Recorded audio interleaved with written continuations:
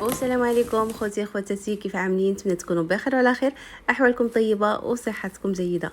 اليوم غنشارك معكم الفرحه ديالي بتحقيق هدف من الاهداف ديالي. صراحه كان هذا بالنسبه لي حلم صعب المنال وهدف اللي كنت مخططه له، ولكن ما كنتش كنظن انني نحصل عليه في هذا الوقت هذا بالضبط. يعني كنت كنقول هدف ولكن هيتحقق فيما بعد. يعني انا ماشيه تبعه شويه بشويه، لكن سبحان الله، الله سبحانه وتعالى فاش كيبغي شي حاجه كيسهل المأموريه، وكتجي ربما بعض المرات بدون ما كنكونوا مخططين لشي حاجه اننا نوصلوا لها.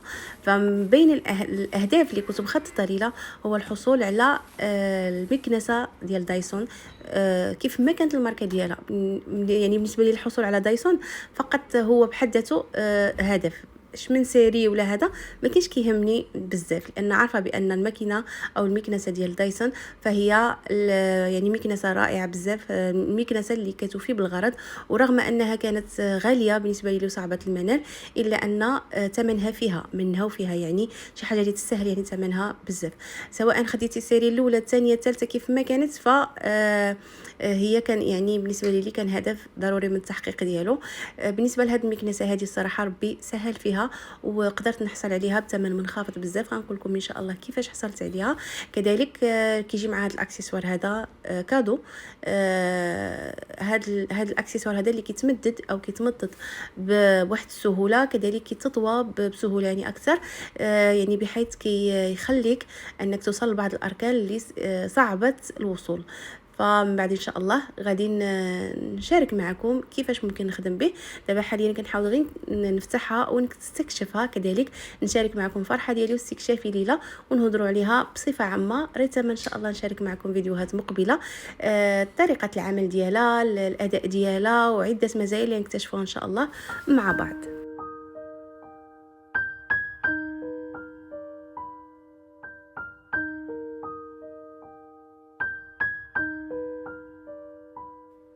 فبالنسبه لهاد المكنسه ديال دايسون او دايزن، فهي مكنسه الجيل الجديد، يعني بواحد التقنيات اللي متقدمه من بعد يعني ابحاث كثيره اللي بحثوها. لقاو بان مهما كانت المكنسه فهي اكيد كتشفط الغبار والاوساخ، بحيث انك تخرج الهواء العادم من المخرج ديال الهواء، يعني بحيث كيكون هذاك الهواء يعني محمل بالغبار، يعني الدقيق والجراثيم اللي ممكن يعمل حساسيه سواء للاطفال او لينا حنا.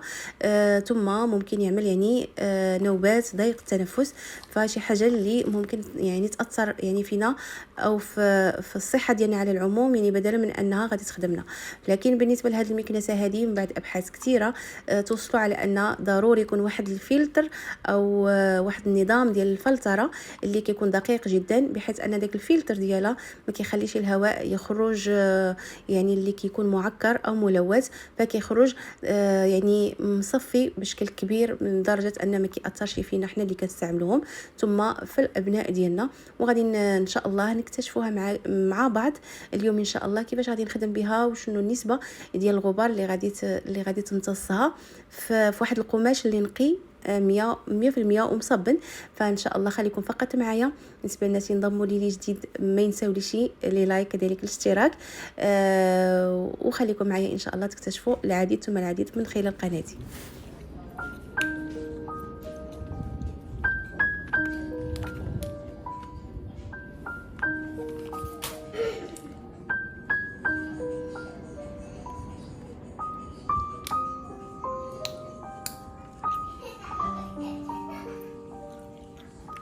وهذا هو الفلترو اللي مكثف وفيه طبقات يعني مكثفه، بحيث انه كيخول لذاك الهواء العادم انه يخرج بدون ما يكون يعني محمل بالقط، وكذلك الفيروسات اللي ممكن تكون ضاره سواء لنا او للمخلوقات المحيطه بنا. فهنقول مخلوقات لان هذه دايسون فيويت انيمال، يعني اللي خاصه بالمنازل اللي كيكون عندهم حيوانات معهم، سواء كانوا يعني كلاب او قطط او مثلا طيور. فهي يعني دقيقه في الكنس او في الشفط ديال ديك الوبر، يعني الدقيق ديالهم. فهذه من بين الاكسسوارات ديالو. طبعا ان شاء الله غادي نكتشفوا جميع الاكسسوارات مع بعض وكل حاجه لاش كتصلح في فيديوهات مقبله ان شاء الله. فمثلا بالنسبه لهذا الاكسسوار هذا فهو كيتوفر على واحد العصا طويله ودقيقه، بحيث انه كيدخل الاركان الضيقه والغارقه، وعندها في الراس ديالها مكنسه صغيره، يعني كتحاول باش تشفط الغبار في الاماكن طبعا اللي كيكونوا بعادين علينا وفي اماكن ضيقه. وهذه هي المكنسه الرئيسيه اللي كنستعملوها سواء كانت الارضيات او الزرابي. فعندها واحد النظام مموج ديال واحد الفرشات اللي مموجه بهذا الشكل هذا، وكتمتص الغبار والوبر بشكل جيد. بالنسبه لهذه المكنسه هذه فهي كتحتوي على واحد الشارج او بطاريه اللي سهله الاستعمال، وان شاء الله غنشارك معكم في نفس هذا الفيديو هذا كيفاش باش برونشيتا، وكذلك عملت الانستالاسيون ديالها. فشكلها جيد جدا وعملي. وهذه فرشاه مصغره على الكبيره اللي عندنا، وكيكون هذا هو الراس او المحرك او الموتور ديالها اللي كيتم الفتح ديالو بمجرد ما كيعمر بالاوساخ بشكل سهل جدا، وكيتفتح بدون ما نقيسو يدنا في الاوساخ او في الغبار. فالشكل ديالها عملي جدا.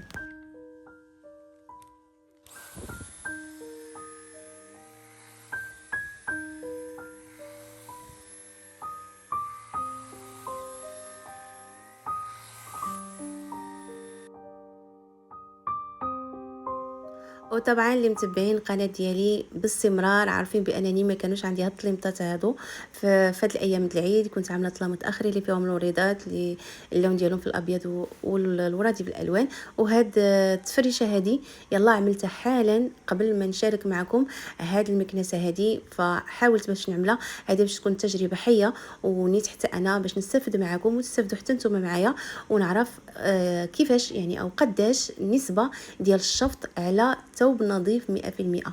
فبالنسبه لهاد الطليمطات هادو وهاد المخايط فانا يعني صبنتهم كما العاده، يعني بمجرد ما كنت حيدتهم قبل العيد صبنتهم، وطبعا من بعد التنظيف والتعقيم والتعطير فيعني طويتهم وعملتهم في البوشيطه ديالهم. ومن بعد اليوم عاد يعني عملتهم، ومن بعد ما ركبتهم يعني طبعا كنعرفوا ان ملي كيكون عندنا شي ثوب مازال نقي ومنظف ما فيه حتى شي حاجه ومغلف، يعني كانوا عندي مغلفين بواحد الميكا ديالهم كيفاش ان كيكون نقي، وما كنتخيلوش نهائيا ان ممكن يكون فيه هاد النسبه كبيره ديال الغبار اللي كتلاحظوها معايا دابا حاليا. فما نقول لكمش تفاجات وتصدمت بزاف، يعني كيفاش اننا كنحطوا واحد الحاجه من بعد ما نظفناها ومن بعد ما صبناها وعطرناها وغلفناها باش نحتالوا عليها من الغبار، ولكن تخيلوا معايا كنحطوا الريوس ديالنا وريوس ولادنا على مخدات اللي كيكونوا عامرين بالغبار والقط والوبر، ثم حنا براسنا كنحطوا الريوس ديالنا على هاد المطربات وعلى هاد الاثواب هذه كامله، سواء كانوا غلوفه ديال المخايد او غلوفه ديال الفراش او كيف ما كان النوع ديالهم.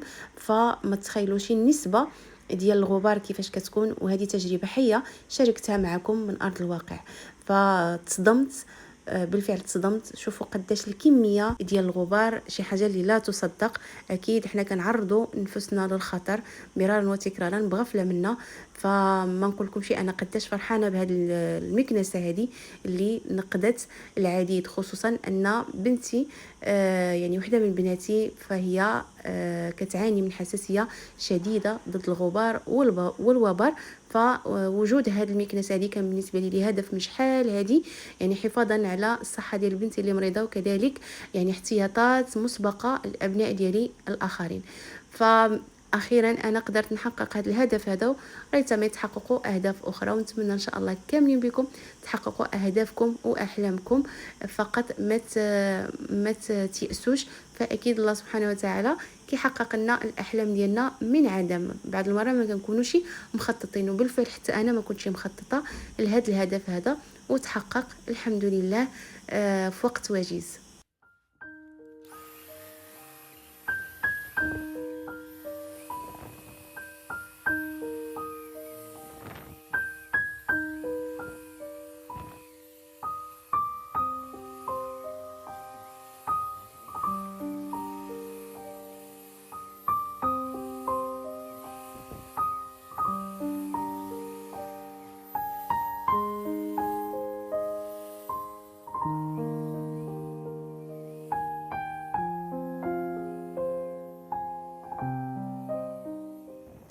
وطبعا كيف ما كنعرفوا على اننا ملي كنكونوا كنعمروا المخدات خصوصا ملي كيكون الثوب ديال المخايد فيه الوبر او مشعر بهذه الطريقه هذه، فاكيد كيهز لنا الخمله اكثر وكيهز داك البقايا ديال اللوط اللي كتكون في الجوانب.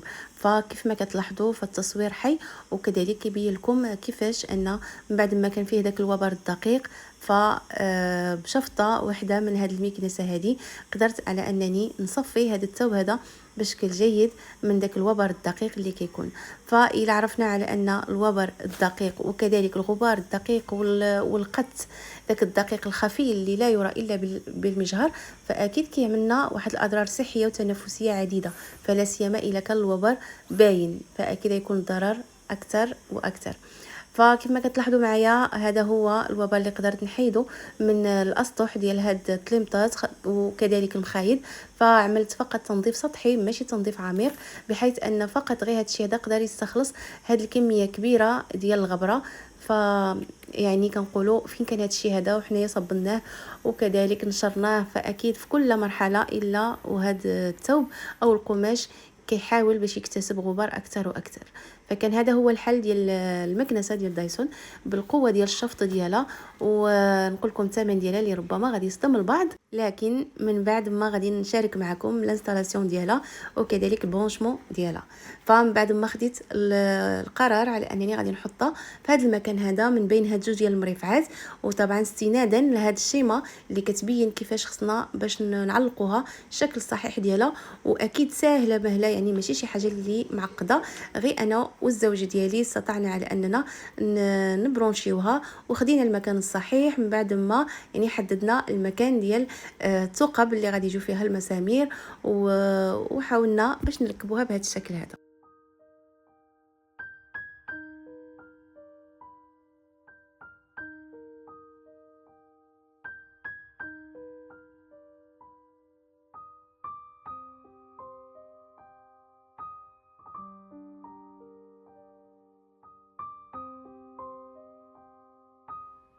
فالثمن هاد دايسون هو حاليا هنا في المغرب كيدير 5500 درهم، وكان بالنسبه لي صعب انني نشريها حاليا نظرا لعده الاكراهات وكذلك عده الالتزامات كنمروا بها، فكتخلينا اننا نرتبوا الاهداف ديالنا حسب الاحتياج وحسب الوقت اللي كنمروا فيه.